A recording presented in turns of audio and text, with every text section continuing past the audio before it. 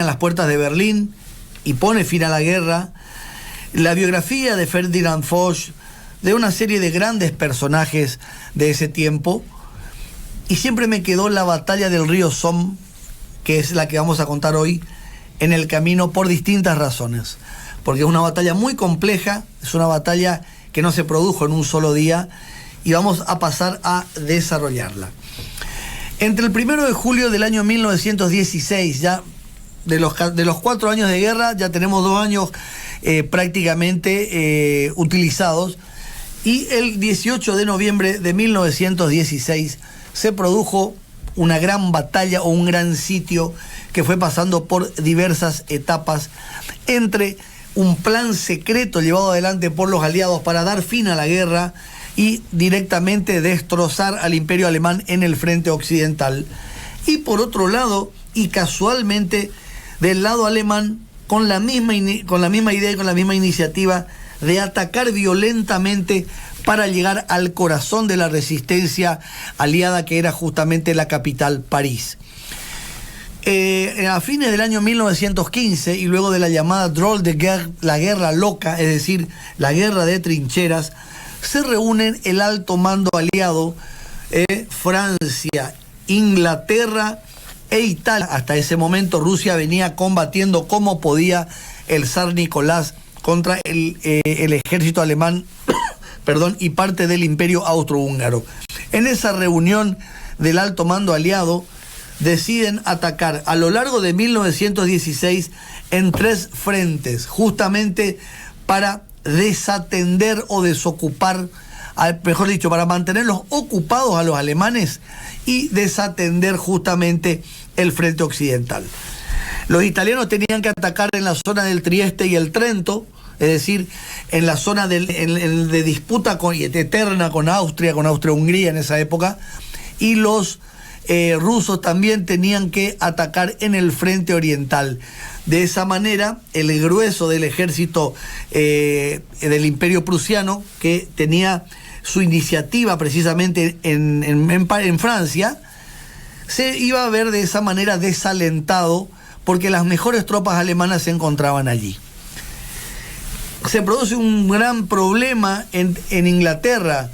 Sir John French, el líder del ejército inglés, renuncia al mismo, en realidad es renunciado, entre comillas, y ahí asume el mariscal Douglas Haig, el líder de la Fuerza Expedicionaria Británica, que tenía un plan.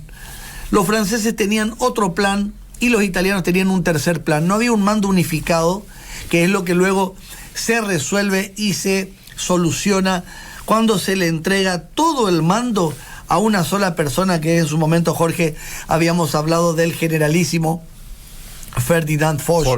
Claro, el general de generales, que es el que termina con la Primera Guerra Mundial. Douglas Haig le pide autorización al ejército francés. ¿Por qué? Porque el territorio era Francia, justamente. Se lo conceden y allí comienza la batalla del río Somme. Esto está ubicado en el sector norte de Francia, muy cerca de la frontera con los Países Bajos, con Bélgica, mejor dicho, y bastante cerca de la Normandía francesa, ese sector tan belicoso y eternamente utilizado por los vikingos, por los ingleses y luego por Adolfo Hitler también en la Segunda Guerra Mundial. La idea, ¿cuál era? Desplazar a los ejércitos hacia la frontera y, una vez derrotados en el río Somme, fortificar el sector para expulsar directamente a los alemanes y enviarlos definitivamente a su territorio para que no regresen más. Fíjense ustedes, el primer día de batalla, el 1 de julio, hubieron 60.000 bajas. Es el día de luto del ejército inglés de toda la historia. 19.000 británicos pierden la vida en esa batalla increíble. ¿Por qué? Porque no tenían los franceses, los aliados, mejor dicho, los ingleses y franceses, no tenían conocimiento. En esa época no había reconocimiento aéreo, era muy poco. El trabajo de los espías era la única manera de obtener información del enemigo. no se habían dado cuenta que los alemanes habían superfortificado la región y más allá de los tremendos bombardeos y de explosiones subterráneas que hicieron los aliados, los alemanes, al estar bien cubiertos, pudieron sostener el ataque. El ataque de una infantería a campo abierto y del otro lado las tremendas ametralladoras alemanas Maxim, las ametralladoras de precisión con disparo, digamos, de circular, hicieron absolutamente mella en las débiles fuerzas que venían de frente con un fusil, con un cargamento de 32 kilos de peso, que obviamente a medida que iban avanzando los soldados se iban despojando de todo para intentar solamente salvar su vida. Esto pasó el primer día, o sea, las primeras 24 horas. El tremendo desastre que generó Douglas Haig con este ataque se prolonga hasta el día 4 de julio. A partir de allí, cuando vieron esa carnicería tremenda, se dieron cuenta los aliados de que no podían atacar de esta manera. ¿Qué hacen entonces? Comienzan a atacar con artillería.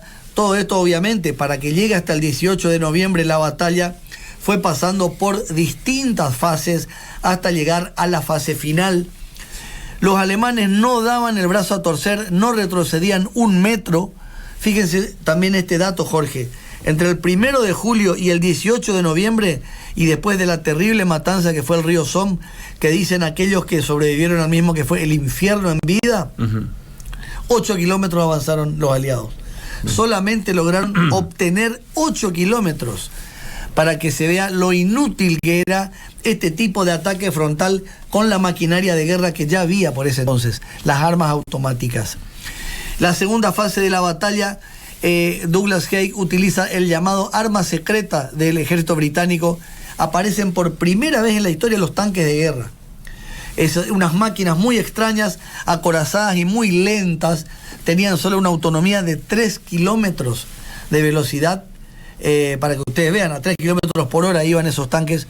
Tenían solo una torreta con 2 cañones, y en realidad más que nada era el impacto visual que generaban el enemigo, porque desde el punto de vista técnico se atascaban, caían en pozos y no podían ser sacados, eran inutilizados, y sobre todo el blindaje era tan liviano que no resistía el impacto de la artillería alemana. Pero logró el efecto que realmente deseaban ellos, generar el caos y la desesperación en las filas alemanas. Los alemanes perdieron lo mejor, lo que se llama la flor innata de su ejército en esa gran batalla, y desde 1916 a 1918 ya no pudieron recuperarse desde el punto de vista de la formación de los soldados, desde el punto de vista técnico, para reemplazar a los caídos en la batalla del río Somme.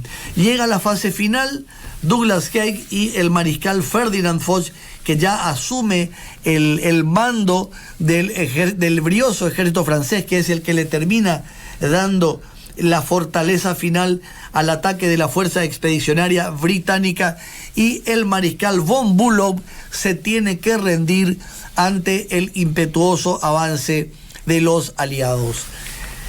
Final de la batalla del río Somme, año 1916, 18 de noviembre. Resultado incierto, tremendas bajas inglesas, tremendas bajas francesas y enormes bajas alemanas que no pudieron recuperar.